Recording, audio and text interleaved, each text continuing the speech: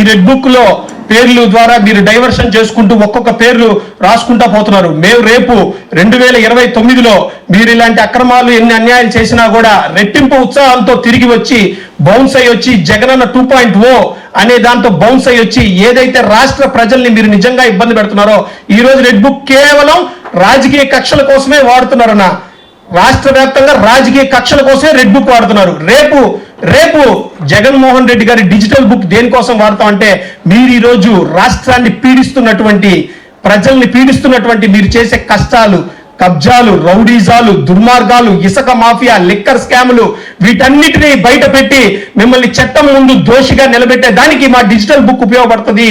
మా digital book దానికి action తీసుకుంటుంది అని చెప్పి మీ అందరికీ సగౌరవంగా తెలియజేసుకుంటూ ఈ రోజు కారుమూరి సురేష్ కుమార్ యాదవ్ గారికి మా నెల్లూరు జిల్లా సునీల్ కుమార్ యాదవ్ గారికి మా నెల్లూరు జిల్లా తరపున మా నెల్లూరు జిల్లా యువజన విభాగ కమిటీ కావచ్చు, అలాగే నగర యువజన విభాగం కమిటీ కావచ్చు, మేమందరం ఈ అరెస్ట్ ని ఖండిస్తున్నాం అని చెప్పని తెలియజేసుకుంటూ రానున్న రోజుల్లో ఇలాంటి మీరు చేసే ఈ అక్రమాలు అన్యాయాలని అరికట్టడానికి మేము మీ రెడ్ బుక్ పరిపాలనని అంతం చేయడానికి మేము ప్రజల పక్షాన నిలబడేదానికి మేము ఎంతైనా మా దారి మేము ఎంచుకుంటాము. మేము ధర్నాలకి, రాష్ట్ర రోకాలకి, ధర్నాలకి సైతం తెగబెడతామని చెప్పి మీ అందరికీ సగౌరవంగా తెలియజేసుకుంటూ సెలవు తీసుకుంటాం.